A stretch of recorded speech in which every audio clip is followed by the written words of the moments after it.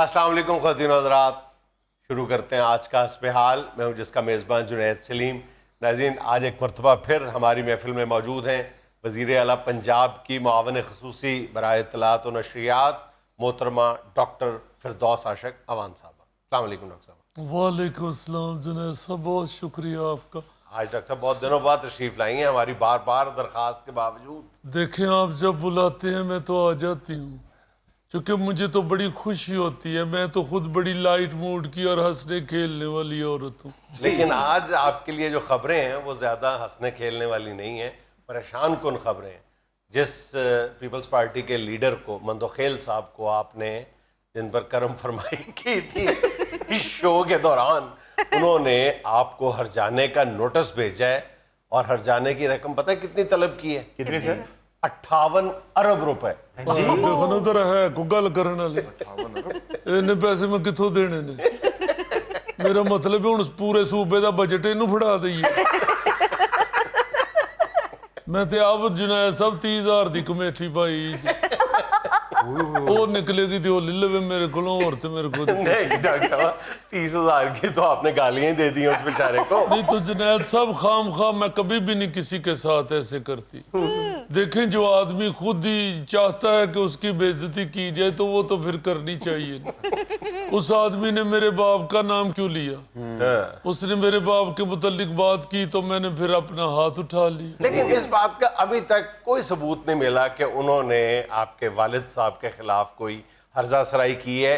Even उस programme के anchor ने भी इस बात की तस्दीक नहीं की। जुनैद साहब, एंकर की तो आप बात छोड़े, वो तो वैसे ही ऊंचा सुनता है। आपने देखा नहीं उसने ऐनक लगाई हुई? ऐनक का ऊंचा सुनने से क्या ताल्लुक है? ऐनक कन्ना ते लगदी और गोडे ते लगदी। कानों का ही दखल है ना ऐनक के साथ। बात ये है जुनैद साहब कि मैं खुद जो बता रही हूँ आपको, आप छोड़ दें बस। ये मैं कुछ कहना नहीं चाहती, ना एंकर के मुतालिक ना प्रोग्राम के मुतालिक। लेकिन आपा, उसने तो 58 अरब रुपए का दावा कर दिया है। फिर की बारिश दाज को पता सी हो गई है ना। बारिश का 58 अरब से क्या ताल्लुक है? मौसमियात वाले भी दावा ही करते हैं ना, आज बारिश नहीं होगी, आज बारिश होगी तो हो गई है। दावों का क्या है, ये तो होते रहते हैं। मैंने कहाँ से देना है 58 अरब रुपया? जेड़े कोई 100-200 लेके गल मुकानी है मुका ले। वैसे आपा जी, माफी चाहता हूँ मैं, जितना आपका गुस्से वाला रवैया है, लगता है आपके पास बहुत दौलत है। काकर गुस्से वाला रवैया हुंदा ही होदा है जिहदे कोल ना होवे दौलत। खोती रेड़ी वाले नूं जरा हारन वजा के वेखो, ਉਹ ਗੋਹਥੀ ਭੈਣ ਨੂੰ ਫਿਰਦਾ ਹੈ। ਸਿੱਧਾ ਹੀ ਕਹਿ ਦਿੰਦਾ ਜੀ ਗੱਡੀ ਅੱਲਾ ਨੇ ਦੇ ਦਿੱਤੀ ਇਹ ਤੇ ਜਰ ਕੇ ਖਾਓ। ਅੱਗੋਂ ਅਮੀਰ ਆਦਮੀ ਬੁਖਲਾ ਕੇ ਕਹਿਣ ਡਿਆ ਹੁੰਦਾ ਹਾਰਨ ਖਾਈਦਾ ਨਹੀਂ ਵਜਾਈਦਾ। अच्छा डॉक्टर साहिबा, वैसे आप मजाक में बात उड़ा रही हैं। अगर मंदोखेल साहब ये केस जीत गए तो फिर कहाँ से देंगी आप 58 अरब रुपया? कोई गल नहीं, मैं अदालत को 100 रुपया महीना किस्त करा लांगा। आपे हर महीने 5,000 का पेट्रोल पवा के ते सियालकोट 100 रुपया लेना। ये फिर सदी च नहीं उतरदा, आपा अगली सदी च उतरेगा। मैं आनी पई कि भावें केस जिते ते भावें हारे, होना खज्जल ही है मंदोखेल। शुक्र करें डॉक्टर साहब खातून है। अगर डॉक्टर साहब मर्द होती ना, डॉक्टर साहब ने मंदोखेल को कहना था कि मुझे 2 थप्पड़ मार दो, मुझे 116 अरब दे दो। वैसे डॉक्टर साहब इतने पैसे तो गिने ही नहीं जा सकते। ते और की है, देखो ना जरा उंगल आप गवाही देन डई। जुनैद साहब, बात ये है कि गुफ्तगू में किसी वक्त ऊंच नीच हो जाती है। मैं ये नहीं कहती कि मैंने अच्छा किया उसको थप्पड़ मारा, मगर उसको भी तो ये ख्याल करना चाहिए और सोचना चाहिए कि मैंने क्यों बदतमीजी की। और वैसे भी देखा जाए 58 अरब रुपया डायमंड की चपेट थी। डायमंड दी भी होवे चपेट ते इन्ना नहीं बनदा। एडी कोई नूर दी चपेट मार देती। ये तो मेरा ख्याल है ऐसी बातें ही कर रहे हैं ना, या शुगल लगा रहे हैं। तो मैंने सचमुच इस पे दावा करना है। आप देखें तो सही, मैंने छोड़ना तो नहीं, मैंने दावा कर देना है। अच्छा आपा, आपने तो पहले कहा था कि मैंने दावा करना है, तो आपने किया क्यों नहीं? मेरे डॉक्यूमेंट्स तैयार हो रहे हैं, इंशाल्लाह मैं भी जाऊंगी कोर्ट। तो इतने दिनों से डॉक्यूमेंट्स ही तैयार नहीं हुए?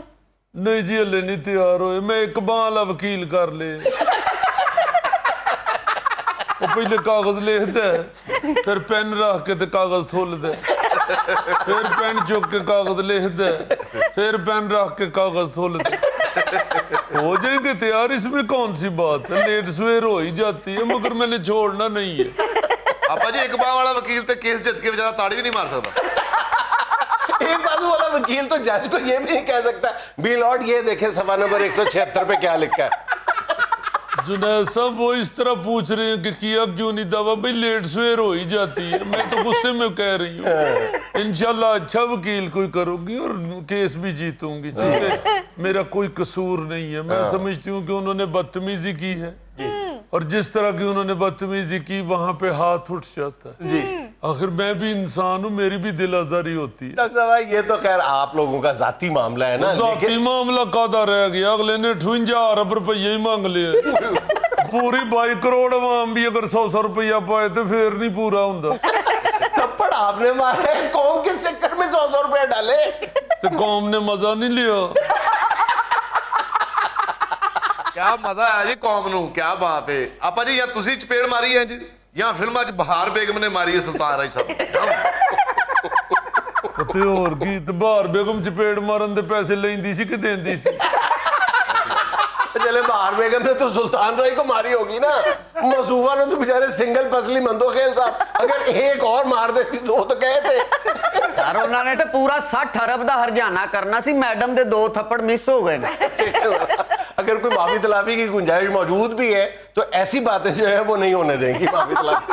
ਬੜੇ ਫੱਫੇ ਕੁੱਟੀਏ ਮੁੰਡੇ ਬਾਏ ਨੇ, ਸਾਰੇ ਹੀ ਐਵੇਂ ਗੱਲ ਨੂੰ ਚੁੱਕਣ ਦੇ. आपा जी हम सबको तो फख्र है कि हमारे सर पर इतनी दबंग खातून का हाथ है. हाँ डॉक्टर साहब, सहाफी तो जेब में प्रेस का कार्ड लिए फिरते हैं ना, ये आपकी तस्वीर लेके रोप डालते फिरते हैं. देखे मेरी बात को रद्दी की टोकरी में न फेंके. लड़ना झगड़ना कोई अच्छी बात नहीं है, मगर मेरा ये असूल है कि जब आपके साथ कोई बदतमीजी करे तो फिर उसको छोड़े ना. मुझे तो जुनैद साहब अक्सर दोस्त कहते हैं कि तुम क्यों हर दूसरे दिन प्रेस कॉन्फ्रेंस करके तो ये अपोजिशन को कोसना शुरू कर दे. मैं कहती हूँ कि इनकी हरकतें इस तरह की हैं कि मुझे प्रेस कॉन्फ्रेंस करनी पड़ती है. वरना मुझे किसी पीर फकीर ने तो नहीं ना कहा हुआ कि फिरदौस अगर तुम महीने में 10 प्रेस कॉन्फ्रेंसें करती रहोगी तो 6 महीने बाद तुम्हारे सेन में से सोने की देग निकल आएगी. जिस तरह की कोई बात करता है मुझसे उस तरह का जवाब ले लेता है. ये कोई ऐसी हरकत करते हैं तो मुझे फिर फौरन प्रेस कॉन्फ्रेंस करनी पड़ती है. ये खुद इस तरह की बात करते हैं कि फिर मुझे ईंट का जवाब पत्थर से देना पड़ता है. लेकिन डॉक्टर साहब भाई, ईंट का जवाब पत्थर से तो गवारा है, आपने तो ईंट का जवाब पहाड़ से दे दिए. पहाड़ कितों में उनका मारने, पहाड़ के मेसू है. आपने कभी अपना हाथ देखा है? तुमने कभी अपनी सोच देखी है? किस तरह की तुम बातें करते हो जुनैद. तुम्हें पहले भी मैंने कहा कि शहरदार होने की वजह तो मैं चुप कर रही नहीं. तू सियालकोट दा जवाई ना हुंदा तो मैं तेनू हुणे दस दी. फौरन धमकियों पे उतर आती हैं. नहीं तो तुम भी बात करो ना, कोई करने वाली. तुमने हाथ अपना देखा है? हाथ क्या है मेरे नर्मो नाजिक? बड़ा नरमो नाजुक हाथ है. जरा बेचारे मंदोखेल से पूछ के देखे जो 16 दिन तक कश्मीर जाके टकोर कराता. वो टकोर थप्पड़ की वजह से नहीं करवाता रहा, वो जज्बात हैं. जब आप किसी के जज्बात मजरू करेंगे तो फिर अंदर से जज्बात निकलते हैं थप्पड़ मारने के. जाने दे डॉक्टर साहब, सारी दुनिया ने देखा है, बच्चे बच्चे ने देखा है, उन्होंने कहा आपकी गलती थी. तो चंगा भला सारा हफ्ता पीटीआई दी तारीफ करता रही ने, मैं आके बहनी तो तू खिलाफ हो जाना. बड़ा तेरा फारे वाले ले ले का मुंह. देखिए आप जातियात पे उतर आई हैं. तुम खातून क्यों जातियात पे उतर आते हो? आप खातून होने का फायदा उठा रही हैं. अब पहले तेरा 58 अरब दा फैसला हो लेंदे फिर मैं तेनू भी दस नहीं. डॉक्टर साहब खुदा के लिए सारी बातें छोड़े. मैं अर्ज ये कह रहा था कि हम आपको सियासत पर बात करने की दावत देते हैं, इसलिए बुलाते हैं यहाँ पे. तो सियासत की बात की है, सियासतदान नु चपेड़ वजी और को टीवी एक्टर नु तो नहीं कट मारी. डॉक्टर साहब ये बताएं, कश्मीर में इलेक्शन का मैदान गर्म होने जा रहा है, उसके बारे में कुछ बताएं कि क्या होगा. देखिए वो तो रोजे रोशन की तरह यहाँ है कि वहां से पीटीआई ने जीतना है. अच्छा. क्योंकि पीपल्स पार्टी बेचारी तो वैसे ही आखिरी सांसों पे. अच्छा. और रह गई नून लीग, उससे भी लोग उधर मुतनफर हुए हैं. और इनका तो जुनैद साहब अपना झगड़ा ही नहीं खत्म हो रहा. ये देखे ना जरा चाचा भतीजी जो हैं یہ راجکماری اور چھوٹے ضلع سبحانی. وہ ضلع سبحانی سے مجھے یاد آیا کہ سیالکوٹ سے طارق سبحانی صاحب نون لیگ والے آپ لوگوں کے خلاف بڑا سنا زبردست لیڈ سے جیت رہے ہیں. دیکھے جی کیڑے ضلع سبحانی تو کیڑا سبحانی یاد ہے. تیرا نام ہی جنید سبحانی ہونا چاہیے. سبحان اللہ کڈا تیز ہے تو. بات میں کر رہی ہوں کشمیر کی. پہلے ایک بات پوچھتی ہو تو اس کو تو ختم ہو لینے دیا کرو, بیچ میں اپنا لوچ تل لیتے. گوشت فرمائیے. ابا جی آپ کا ہی دور ہے اب. جی بھٹو بریک لے لے پاگل ہو گئے نہیں. کیا مجھے لینا ایک چھوٹا سا وقفہ, ہمارے ساتھ رہیے گا. تیسری دنیا کے جو ملک ہیں یہاں پہ 33% نمبر جو ہیں یہ پاسنگ مارکس کب سے بنے؟ جی سر کب؟ 1858 میں جب انگریز سرکار نے میٹرک کا امتحان لیا تھا اس وقت سے.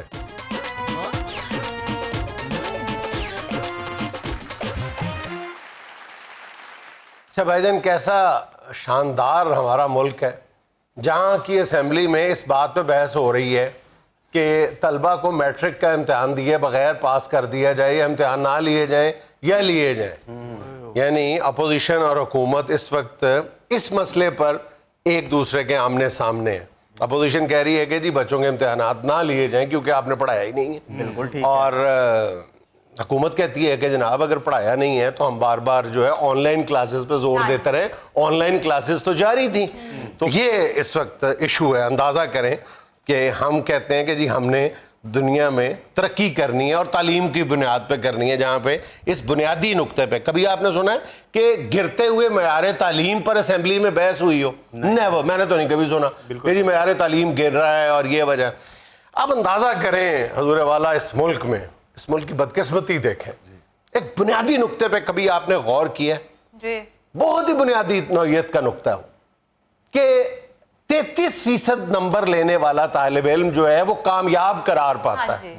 33% کا مطلب کیا ہوا کہ ایک طالب علم سے 100 سوال پوچھے گئے یا اس سے 100% پوچھا گیا, اس میں سے وہ 67% بتانے کے یا صحیح انداز میں بتانے کے قابل نہیں تھا, 33% بتانے کے قابل تھا اور وہ کامیاب قرار پایا. اور آپ یہ سن کے حیران ہوں گے کہ پاکستان ان چند ملکوں میں شامل ہے جہاں پہ پاسنگ مارکس جو ہیں وہ 33% رہ گئے. 33% پہ پاس کر دیا جاتا ہے, بلکہ 33 سے کم پہ ہی وہ گریس مارکس دے کے. میری طرف ہی کیوں کہتے جا رہے یار خدا نہ خاصا میں سوچ بھی نہیں سکتا کہ تمہیں ان بچوں میں شامل کروں کہ جنہوں نے 33% نمبر لے کے پاس ہو گئے ہوئے ہیں. بالکل نہیں. الحمدللہ I have got 75%. اور باقی 25 بھی تلاش کرو کہ ادھر ادھر گرے ہوں گے. نہیں وہ یہ رہا ہے ہلکی سی لگتی تھی ماسٹر سے. اچھا کبھی ہم نے غور نہیں کیا ان باتوں پہ کہ یار 33% والا پاس ہے. اچھا اب یہ کب سے شروع ہوا؟ آپ کو پتہ ہے کہ پاکستان میں یا انڈیا میں یا بنگلہ دیش میں یا ان یہ تھرڈ ورلڈ جو ملک ہیں, تیسری دنیا کے جو ملک ہیں, یہاں پہ 33% نمبر جو ہیں یہ پاسنگ مارکس کب سے بنے؟ جی سر کب؟ 1858 میں جب انگریز سرکار نے میٹرک کا امتحان لیا تھا اس وقت سے. اچھا کیوں انہوں نے 33% مارکس جو ہیں وہ پاسنگ مارکس قرار دیے تھے انگریز نے؟ اس لیے کہ اس دور میں برطانیہ میں جو پاسنگ مارکس تھے وہ 65% تھے. اچھا انہوں نے کہا کہ یہاں کے لوگ جو ہیں یہ ہم سے آدھی ذہانت رکھتے ہیں, ہم سے نصف ذہانت رکھتے ہیں, تو اس لیے یہاں کے جو پاسنگ مارکس ہیں وہ 32.5% ہوں گے, یعنی 65 کا نصف. تو پھر 4-5 سال کے بعد انہوں نے یہ جو اس کو صرف راؤنڈ فگر کرنے کے لیے 32.5 کو 33% کر دیا تھا. اب امریکہ, برطانیہ, جاپان, جتنے بھی دنیا کے ترقی یافتہ ملک ہیں وہاں پہ جو پاسنگ مارکس ہیں وہ 50 ہیں یا 50 سے زیادہ بھی ہیں. اور یہ جو تھرڈ ورلڈ کنٹریز ہیں یہ بھی اب 33% کو ختم کرتے ہیں. ایون سری لنکا دیکھ لیں, وہاں پہ تو خیر ویسے ہی جو ہے جو خواندگی کی شرح بہت اچھی ہے, تو اس لیے وہ 40% کر چکے ہیں اپنے پاسنگ مارکس کو. ہم 33% پہ ہی جمے ہوئے ہیں. اور 33% میں دوبارہ بتاتا چلوں کہ 33 کا مطلب ہے کوئی 30%, اور باقی جو ہے وہ گریس مارک رہتی نمبر دے کے 33% دے کے پاس کر دیا جاتا ہے. اچھا پہلے تو آپ دیکھیں کہ اس کے نقصانات کیا ہیں.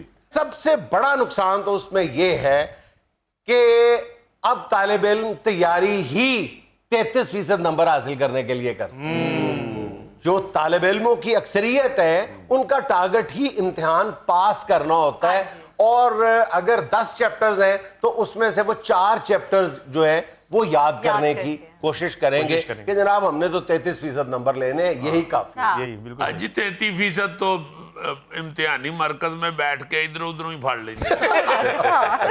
33% تو ویسے ادھر ادھر گرے ہوتے ہیں جو بندہ اٹھا لیتا ہے، خود بخود نظر پڑ جاتی ہے 33 پہ، وہ 5% وہ پڑے، 5% ادھر والے سے، 5% سامنے والے سے، تو اکٹھے کٹھے کر کے 33% بن جاتے ہیں۔ اچھا دوسرا مسئلہ یہ ہے کہ جب طالب علم 33% نمبر حاصل کر لیتے ہیں، اب ہمارے ہاں دیکھیں جو میٹرک کر لیتے ہیں ان کو کالجز میں داخلہ نہیں ملتا، اکثریت کو نہیں ملتا، ٹھیک ہے۔ اس کی ایک بڑی وجہ یہ ہے کہ ہمارے ہاں 40% میٹرک میں پاس ہونے والے طالب علم جو ہیں وہ 40% سے کم نمبر لے کر پاس ہوتے ہیں، تو ان کو کالجز میں ایڈمیشن ہی نہیں ملتا، تو وہیں پہ ان کا تعلیمی سلسلہ رک جاتا ہے۔ بالکل صحیح۔ اچھا اب اس کے جواب میں بھی دلائل موجود ہیں۔ کچھ لوگ یہ کہتے ہیں کہ جناب ترقی پاکستان نے نہیں کی تعلیمی حوالے سے کہ یہاں پہ پاسنگ مارکس بڑھا دیے جائیں، ورنہ شروع میں ہی طالب علم فیل ہو جائیں گے، وہ اسکول میں فیل ہونا شروع ہو جائیں گے۔ پاس ہونے کے پہلے ہی ریشو اتنی گر گئی ہوئی ہے، اور وہ بھی لڑکیاں ہیں، لڑکیاں پاس ہو رہی ہیں، لڑکے بیچارے تے ٹاویں ٹاویں کدرے جویں ٹانگا پاس ہوتا نا سی، ہاں جی جویں ٹانگا پاس ہوندا ہے، یا جویں اپنا ساؤنڈ پادروں چ ٹینڈ کراؤ تے کدرے زخم ہوندا ہے نا، اس طرح کدرے پاس منڈا ہوندا ہے۔ لیکن اس کی جوابی دلیل یہ ہے کہ کب تک ہم اس بات سے خوفزدہ رہیں گے کہ جناب ہم اگر پاسنگ مارکس بڑھا دیں گے تو یہ تعلیمی جو سلسلہ ہے، یہ سفر ہے، اس کو بھی دھچکا لگ جائے گا اور اس کو بریکیں لگ جائیں گی۔ میرا خیال ہے کہ کچھ نہ کچھ جو ہے وہ چاہے بتدریج سے گریجولی آہستہ آہستہ اس کو بڑھانا چاہیے۔ اس میں میرا خیال ہے کہ جو فیڈرل بورڈ پورے پاکستان میں جو پھیلے ہوئے فیڈرل بورڈ کے جو ہیں سکولز ہیں، وہاں پہ انہوں نے اعلان کیا ہے کہ اب سے وہ میرا خیال کرونا کی وجہ سے اس کو امپلیمنٹ نہیں کر سکے، لیکن شاید اگلے سال سے وہاں پہ پاسنگ مارکس جو ہیں وہ 40% کر رہے ہیں، تو آہستہ آہستہ اس کو بڑھانے کی کوشش کر رہے ہیں۔ یہاں ادھر بھی چلو پہلے 35 کر لیں، 2 نمبر ہی ودا لو، جو ٹیکا نہیں ٹیسٹ کرا ادھر ریئیکٹ تے نہیں کر جائے گا، اس طرح 2 نمبر ودا کے تو ریئیکشن ٹیسٹ کر لیں۔ تعلیم کا یہ مسئلہ ٹھیک ہونا چاہیے، ورنہ میرا رہنا مشکل ہو جائے گا۔ نہیں بالکل ٹھیک ہے، ورنہ تمہیں پھر مرید کے شفٹ ہونا پڑے۔ اچھا اس میں ایک اور پرابلم بھی ہے نا کہ جب 33% اتنے کم نمبر ہیں پاسنگ مارکس، تو اکثر جو اساتذہ ہیں وہ اپنی پرفارمنس جو ہے وہ اچھی شو کرتے ہیں، جی اتنے کم پاسنگ مارکس کے ساتھ جو ہیں وہ کہتے ہیں کہ جی ہمارا نظام تعلیم ہی ایسا ہے، بس 33% جو ہے وہ کافی ہیں، وہ اسی لیے کہتے ہیں نا کہ ان کو پھر زیادہ محنت کروانی پڑے گی، طالب علموں کو تو کرنی پڑے گی، اساتذہ کو کروانی پڑے گی، تو وہ خود ہی یہ چاہتے ہیں، اساتذہ کی اکثریت جو ہے وہ خود ہی یہ چاہتی ہے کہ اپنا رزلٹ اچھا شو کرنے کے لیے کہتے ہیں کہ 33% ہی ٹھیک ہے۔ یعنی کہ سر اسٹوڈنٹ پاس ہو رہے ہیں 33% سے، اور ہم نئے داخلے کے لیے باہر لکھ کے لگاتے ہیں بینر پہ 100% رزلٹ۔ اتنا میرا دل اتنا بڑا ہو جاتا ہے جب تم اردو بولتے ہو نا، بلکہ تم اردو بولتی ہو تو اس کا دل تمہارے منہ جتنا ہو جاتا ہے۔ اصل میں تو یہ اتنا شرمناک ماحول بنتا جا رہا ہے تعلیمی اداروں کا کہ وہاں پہ ٹاویں لڑکے ہوتے ہیں، لڑکیاں، میں تو ایمان سے حیران ہو گیا۔ میں ایک دفعہ، یہ ویٹرنری یونیورسٹی نہیں ہے جی لاہور کی، تو وہاں سے دوائی لیتے ہو؟ یار بلی کی دوائی لینی تھی، ادھر کوڑا ہسپتال، میں نے کیا کرنا تھا، حد ہوئی ہے تمہارے والی۔ تو وہ میں گیا ہوں ادھر، تو میں نے دیکھا کہ اتنی بچیاں اسٹوڈنٹ، ایمان سے ایسے لگ رہا تھا مہینہ بازار لگا ہوا ہے۔ اچھا بچیوں کا تعلیم حاصل کرنا یا تعلیمی اداروں میں بچیوں کی تعداد میں اضافہ ہونا تو خوشگوار ہے، لیکن لڑکوں کی ناکامی کی شرح میں جو اضافہ ہے وہ افسوسناک، وہ بڑا افسوسناک ہے۔ لڑکیاں تو شکر الحمدللہ پڑھائی کی طرف آ گئی ہیں، اور والدین کو بھی اب فکر ہوتی ہے کہ بھائی بیٹی کو بھی پڑھانا ہے، کہ کچھ سال پہلے تک یا کہہ لیں گے ہمارے بچپن میں ایسا نہیں تھا، سوچ ہی نہیں تھی۔ بچیاں تو پڑھ رہی ہیں، مگر یار خدا دا نا جے منڈیاں بھی پڑھا لو، منڈے نہیں پہ پڑھ دے، یہ بڑی شرمناک۔ میں کہتا ہوں کیسے ایئی بنیں گے، کیونکہ ایئی تو میل ہوتا ہے، فیمیل ایئی ایک ہی تھا، وہ ایڈوائزر ٹو چیف منسٹر اطلاعات و نشریات لگ گئی۔ नाज़रीन यहाँ हमें लेना एक छोटा सा वक्फा, हमारे साथ रहिएगा। सेहतमंद दांत होंगे तो गोश्त खा सकोगे ना। वैसे तो मेरा ख्याल है कि गुजरांवाला के जो लोग हैं वो बगैर दांतों के भी गोश्त खा जाएंगे। सर कीमा करवा लेते हैं।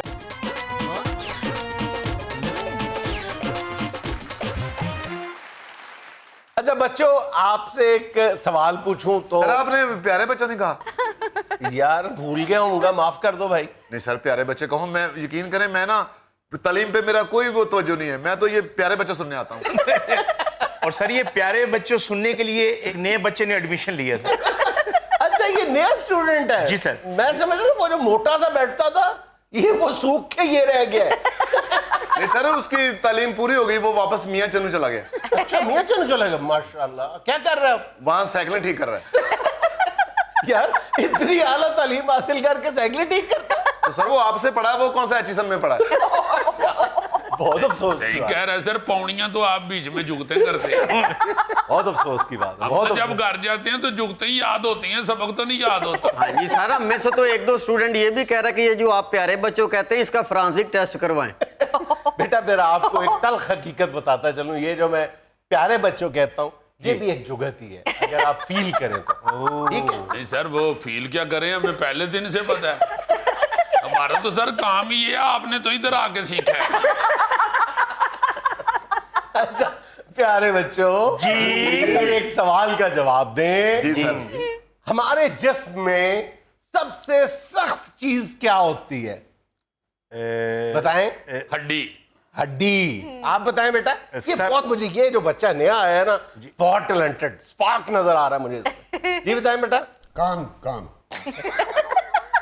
यार इससे तो मेरी उम्मीदों पे पानी फेर दिया। ये कान कहां से सर सख्त आ गया? सबसे सख्त इंसान की बताऊं क्या होती है? बताएं। तबीयत। मैं उसकी बात कर रहा हूं। आमतौर पे ये समझा जाता है कि हमारी हड्डी जो है हमारे जिस्म का सख्त तरीन पार्ट होती है। सर नहीं, दांत भी नहीं। दांतों के ऊपर जो पॉलिश एनामल होता है ये सख्त तरीन होता है। आप अंदाजा करें, वाह। दांतों का जो एनामल है ना, जिसको दांतों की पॉलिश कहते हैं असल में, जब वो गिर जाता है तो फिर खराबियां शुरू जिसने दांतों को कवर किया हुआ। कवर किया होता है, वो सबसे सख्त, सबसे हार्ड जो पोर्शन है हमारे जिस्म का, दांतों का एनामल है। सर जब दांत इतने सख्त है तो इसको कीड़ा क्यों लग जाता है? कीड़ा इसलिए लग जाता है कि हम दांतों की हिफाजत नहीं करते। और मैं आज आपको इस हवाले से ही कुछ मारूजात रखना चाहता हूं आपके सामने कि दांतों की हिफाजत को बहुत ज्यादा अहमियत दें। ओ इंटरेस्टिंग टॉपिक। हाँ। सर कैसे हिफाजत करनी है जी दांतों की? दांतों की हिफाजत को पहले तो आप समझ लें कि ये जरूरी कितनी है। देखिए हमारे दांतों में 300 किस्म के बैक्टीरियाज पाए जाते हैं। अच्छा। 300 किस्म के। और हमारे मुंह के अंदर उतनी बैक्टीरियाज की तादाद है जितनी दुनिया भर में इंसानों की है। आप अंदाजा करें। हमारे मुंह में 7 अरब के लगभग जो है वो जरासीम पाए जाते हैं। 300 इकसाम के बैक्टीरिया पाए जाते हैं। हमें उन बैक्टीरियाज में ज्यादातर जो बैक्टीरियाज हैं जी। उनको रेगुलरली मारना पड़ता है अपने दांतों को सेहतमंद रखने के लिए। Sir Right. प्लीज ये सारे तरीके बताएं सर, किसी वक्त किसी को दंदी काटनी पड़ जाए। दांत तो बहुत अहम होते हैं जी। अच्छा, हम दांतों को ये समझते हैं कि दांतों की हिफाजत सिर्फ इसलिए जरूरी है कि दांत सेहतमंद रहे। अगर हम अपने दांतों को सेहतमंद नहीं रखेंगे, हाँ दांतों जी। की सफाई ठीक तरह से नहीं करेंगे, और बहुत सारी बीमारियां पैदा हो जाएंगी। सर, आप तो कह रहे हैं ना हार्ट कि- अटैक भी। ओए होए होए होए, देखे जरा, आप तो कह रहे हैं ना कि दांतों की हिफाजत इसलिए करनी चाहिए कि बहुत बीमारियां फैलती हैं। सर गुजरांवाला में कहते हैं कि दांतों की हिफाजत इसलिए करनी चाहिए कि इससे गोश्त खाना होता है। हाँ, तो जाहिर है सेहतमंद दांत होंगे तो गोश्त खा सकोगे ना। वैसे तो मेरा ख्याल है कि गुजरांवाला के जो लोग हैं वो बगैर दांतों के भी गोश्त खा जाएंगे। सर कीमा करवा लेते हैं। मैंने सर खुद देखा है 80-80, 90-90 साल के बाबा जी वो कीमा करा के 2-3 घंटे लगा रहे हैं कीमा अंदर। गुजरांवाला वतन अजीज का वाहिद शहर है जहां पे वेटर को बाद में खाने के बाद हड्डियां नहीं उठानी पड़ती। गुजरांवाले वाले हड्डियां भी खा जाते हैं। सर आप तो लाफ्टर ले रहे हैं, मैंने उधर जाना भी होता है। नफीस खाना खाते हैं, वैसे शौकीन है गोश्त के। अच्छा, जहां तक दांतों की हिफाजत का मामला है, हम ये समझते हैं कि हम कमो बेश कोई 10-15 منٹ کے لگ بھگ جو ہے وہ دانتوں کی صفائی دن میں 2 دفعہ کرتے ہو, 10-15 منٹ. ہم ٹوٹل اوسطاً پوری دنیا میں اگر لگایا جائے حساب کتاب تو صرف 48 سیکنڈ دیتے ہیں دانتوں کی صفائی, صرف 48 سیکنڈ. ظاہر ہے سر اتنے کو تو ہوتے ہیں نہیں, چاڑو پھڑ کے تو نہیں اندر بڑھ جائے گا. یہی تو مسئلہ ہے. دیکھیں منہ چاہے زلفی کا ہو یا آپ کا ہو, دیکھیں نہیں سر میرے تو چلو سارے دانت ہیں, کوئی ٹائم لگے گا, اس کے منہ میں تو ایک ہی دانت ہے. میں نے سر ہاں میں نے ایک دفعہ کہا نا تم بوٹی کیوں نہیں کھاتے, کہتے جی کوئی دانتے تھلے دوجا بھی ہوں تو بندہ چیت تے لیندا نا. وہ بھی سینٹر میں دانت ایج لگتا ہے جی مجھ بنانی ہے, ایک ہی دانت ہے, شارپنر میں دے کے صاف کر لیتے. یہ جو ہمارے دانت ہیں آپ کتنی اطراف سے صاف کرتے ہیں؟ دیکھیں 3 سائیڈ یہ, 3 سائیڈ نیچے, 3 سائیڈ اوپر, 3 سائیڈ یہ, 2 سائیڈیں اوپر, 2 سائیڈیں نیچے.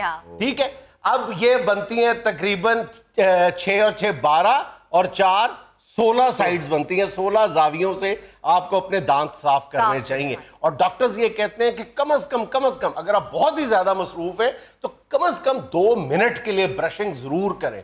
اچھا, ہم یہ سمجھتے ہیں کہ ہم نے برش کر لیا تو کافی ہے.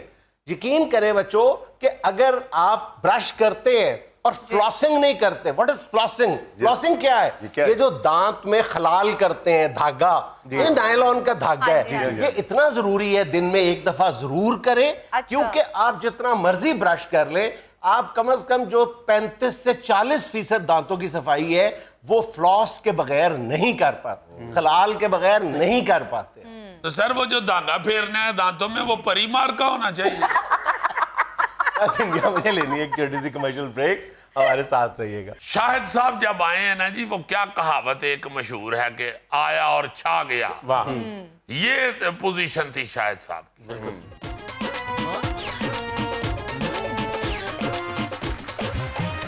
لجی آج میں جس پاکستان فلم انڈسٹری کے شٹار کی بات کرنے لگا ہوں, ہائے ہائے ہائے, واہ واہ واہ واہ, لیونگ لیجنڈ, سپر سٹار, جو سٹار ہوتا ہے نا جی, سٹار جیسے امیتابھ بچن آئے انڈیا میں یا شاہ رخ خان, سٹار جن کو کہا گیا, وہ یہاں پہ جو پہلے میں سمجھتا ہوں آئے ہیں نا وہ شاہد صاحب تھے. اللہ تعالیٰ ان کو زندگی دے, آج بھی ماشاءاللہ کام کر رہے ہیں مگر فلم انڈسٹری میں نہیں, بہت کم. شاہد صاحب جب آئے ہیں نا جی, وہ کیا کہاوت ایک مشہور ہے کہ آیا اور چھا گیا. یہ پوزیشن تھی شاہد صاحب کی. چونکہ 1971 میں فلم انڈسٹری میں آئے تھے شاہد صاحب, اور اس وقت تو بہت بہت بڑے سٹار تھے نا. آپ شروع ہو جائیں اپنا سدھیر صاحب سے, اور پھر محمد علی صاحب اور وحید مراد صاحب, سنتوش کمار صاحب, ندیم صاحب, حبیب صاحب, اجاز صاحب, سپر ہٹ لوگ تھے. سارے بے پناہ سپر ہٹ ہیروز تھے. اس میں آگے شاہد صاحب نے ایسی دھماکے دار انٹری دی ہے کہ ایک دم انہی کے لیول پہ آ گئے. ہاں, پہلی 1-2 فلموں میں ہی ان کی صف میں کھڑے ہو گئے, سپر سٹار. پھر اس کے بعد تو ان کی ایسی ترقی ہوئی, ایسا وہ اللہ تعالیٰ نے ان پر رحمت کی. میرا اپنا یہ خیال ہے کہ وہ واحد آدمی ہیں, لوگ بھی یہ مانتے ہیں, فلم انڈسٹری والے یہ مانتے ہیں کہ یہ واحد بندہ ایسا آیا ہے جو پنجابی فلم میں بھی اور اردو فلم میں بھی ایک جیسے خوبصورت لگے, یکساں مقبول تھے. ہاں جی, میرا مشاہدہ ہے اس حوالے سے. میں جب فلم انڈسٹری میں نیا جانا شروع ہوا نا جی, تو میں نے دیکھا کہ ایورنیو اسٹوڈیو میں شاہد صاحب آئے ہیں گاڑی سے اوپر, آ کے وہ گاڑی سے نیچے اترے. او ماشاءاللہ ماشاءاللہ, اللہ تعالیٰ ان کو نظر بد سے بچائے. ایسے لگا کہ جیسے کوئی نا جی یورپ کا کوئی فرشتہ آ گیا ہے, ایسا خوبصورت ان کو وہ لگ رہا تھا. پینٹ کوٹ, اتنا پیارا ہیئر سٹائل, اتنی خوبصورت آنکھیں, چہرہ, واہ واہ, اور سمارٹ جسم, ایسا پیارا باڈی, اتنی خوبصورت, ہر چیز بیلنس. کیا بات ہے. اچھا, میں ایسے دیکھتے ہی رہ گیا, اور وہ جا رہے ہیں, میں پیچھے پیچھے ان کو دیکھ رہا ہوں کہ یار یہ میں نے کیا دیکھ لیا, اتنے پیارے. اچھا, کٹ کر کے پھر ایک دفعہ باری اسٹوڈیو میں کھڑا تھا. میں وہاں کھڑا ہی ہوتا تھا اکثر. یہ تم عزیزی ہوئی ہے, بارش کا پانی ہے, کھڑے رہتے تھے. بس کھڑا رہتا تھا. نیا نیا آیا ہوا تھا نا تو ایم پاس سے کھجل خراب سٹرگل کر رہا تھا اپنی طرف سے. جی لو جی باری اسٹوڈیو میں کھڑا تھا جی تو کچھ دیر بعد آ کے ایک گاڑی رکی ہے اور اس میں سے دھوتی کرتا پہنے ہوئے شاہد صاحب برآمد ہوئے اور با خدا مجھے ایسے لگا ہے کہ جیسے پنجاب کا ایسا گبرو کوئی دوسرا نہیں. اتنے پیارے, اتنا پیارا دھوتی کرتا, ایسے خوبصورت لگ رہے تھے اور انتہائی میچور ایکٹنگ شروع کر دی انہوں نے پہلی فلم سے ہی. ایسی خوبصورت ایکٹنگ شروع کر دی کہ باقاعدہ لوگ ان کے دھڑا دھڑ فین ہو گئے. پورا پاکستان اور خاص طور پہ جو فیملیز تھی وہ ان کی فلمیں دیکھنی شروع ہو گئی. اس کی میرا خیال ہے بڑی وجہ یہ تھی کہ 20-21 سال عمر ہوگی جب فلم میں آئے ہیں یہ ہیرو بن گئے تھے اور انتہائی ہینڈسم نوجوان تو تھے ہی, پھر خوبصورت ہیئر سٹائل, خوبصورت ایکٹنگ, پرفارمنس کمال, آواز بڑی ہی پیاری, بہت خوبصورت ڈائیلاگ ڈیلیوری. یہ سارا پیکج فلم بینوں کو اسمائل بھی بڑی پیاری. اسمائل بڑی پیاری, سارا پیکج جو ٹوٹل تھا وہ فلم بینوں کو بہت پیارا لگا. جی بالکل سر, جی بہت پیارا لگا. باقاعدہ فلم بینوں کی آنکھ کا تارا بن گئے تھے. واہ اور چونکہ ماشاءاللہ کھاتے پیتے گھرانے سے تھے, بہت تگڑا گھرانہ, بڑی اچھی فیملی, بڑے ویل سیٹلڈ لوگ. وہ وہاں سے ان کی کوٹھی کے پاس سے گزرتے ہوئے اکثر ہم آرٹسٹ آپس میں باتیں کیا کرتے تھے کہ او یار شاہد صاحب دی کوٹھی دی دیکھو کاندھ کنی لمبی, دیوار بہت لمبی, وہ باقاعدہ قلعہ لگتا تھا. بالکل سر, جی آج بھی ماشاءاللہ ہے. یہ میو ہاسپٹل کے ساتھ ہے نا. ہاں, باقاعدہ سارا شہر وہاں سے گزرتے ہوئے اشارہ کرتا تھا کہ یہ فلم سٹار شاہد کا گھر ہے. تو وہ ایک جو بڑے فیملی کے ہونے کا فائدہ ہوتا ہے نا جی انسان میں, وہ سارا کچھ ان کے اندر تھا. کانفیڈنس, خوبصورت لب و لہجہ, خوبصورت ڈائیلاگ ڈیلیوری میں. عزیزی نواب بھی بڑے خوبصورت لگے ہیں یہ. ہاں تھی نواب فیملی, نواب فیملی کے بندے تھے تو نواب تو لگنا ہی تھا انہوں نے. وہ کیا کہتے ہیں کہ ایک امیراں دا بچہ ہو تو سونا. شاہد صاحب کو نا جی 1971 میں عباس نوشا صاحب جو اداکار بھی تھے انہوں نے اپنی فلم میں کاسٹ کیا پہلی دفعہ. ایک رات فلم کا نام. اچھا وہ فلم بنتے بنتے کو 1 سال لے گئی. نام تو اس کا ایک رات تھا مگر بنتے ہوئے 1 سال لے گئی. تو اس سے پہلے ایک دوسری فلم میں بھی کاسٹ ہو گئے تھے آنسو, وہ اس سے پہلے ریلیز ہو گئی. شروع پہلے 1 رات ہوئی مگر ریلیز پہلے آنسو ہو. سپر ہٹ ہوئی آنسو. او ہو مجھے اس کا پوسٹر بھی یاد ہے. پوسٹر کے اوپر اتنی پیاری تصویر تھی کہ سارے باقاعدہ کھڑے ہو کے پوسٹر دیکھا کرتے. ساتھ ہیروئن فردوس بیگم تھی اور میرا خیال ہے یہ فردوس بیگم کی آخری فلموں میں سے ایک تھی جس میں انہوں نے ینگ ٹو اولڈ رول کیا اور بڑا ہی خوبصورت رول کیا تھا. اس کے بعد پھر حسن طارق صاحب جو بہت بڑے استاد ہوئے ہیں, انہوں نے پھر شاہد صاحب سے بے شمار فلمیں کروائیں. شاہد صاحب ان کے فیورٹ فلم سٹار تھے. حسن طارق صاحب نے تہذیب بنائی, سپر ہٹ. امراؤ جان ادا, سپر ہٹ. جو فلم بھی انہوں نے شاہد صاحب اور رانی بیگم کو لے کے بنائی نا جی, وہ ان کی سپر ہٹ ہوئی. پھر پنجابی فلم سازوں نے بھی شاہد صاحب کے پیچھے دوڑ لگا دی. دلجیت مرزا صاحب کی فلم ٹھا میں ہیرو آئے 1972 میں. اسی ٹھا فلم میں نا جی ایک گانا سپر ہٹ ہوا تھا, پہلی باری آج جو نہ اکھیاں نے تکیا ایہو جیا تکیا کہ ہائے مار سٹے. یہ غلام علی صاحب جو بہت بڑے سنگر ہوئے ہیں, استاد آدمی, ان کا پہلا فلمی گانا تھا اور شاہد صاحب کے اوپر پکچرائز ہوا اور ایسا ہوا کہ سپر ہٹ. مطلب ہر فلم ساز, ہر ہدایت کار, ہر رائٹر جو تھا نا جی اس کی خواہش مان گئے کہ میری فلم میں شاہد صاحب ہو. اور ماشاءاللہ آج تک اپنے پاکستان کی عزت میں اضافہ کر رہے ہیں. ہر گانا, ہر سین, ہر فلم میں اتنے خوبصورت لگے ہیں کہ باقاعدہ انڈین ہیروز جو تھے نا جی وہ ان لوگوں کی کاپی کیا کرتے تھے, ان کی فلمیں دیکھا کرتے تھے. ناظرین یہ تھا آج کا حسب حال. اور چلتے چلتے ایک دلچسپ بات یہ کہ گرمی کا فائدہ کیا. گرمی کا فائدہ یہ ہے کہ کپڑے دھوتے ہی فوراً خشک ہو جاتے ہیں. اس کا نقصان کیا ہے, دوبارہ پہنتے پھر گیلے ہو جاتے ہیں. خوش رہیں, خوش رکھیں. اب یہ سنجیدہ باتوں میں بھی لافٹر لینے شروع ہو گیا. حالانکہ یہ ایک ہی لائن یہ سنجیدہ بولتا, باقی تو اس نے سارا مزاحیہ بنا دیا ہوا ہے. خوش رہیں, خوش رکھیں. آپ سے ملاقات ہوگی انشاءاللہ کل. اللہ حافظ.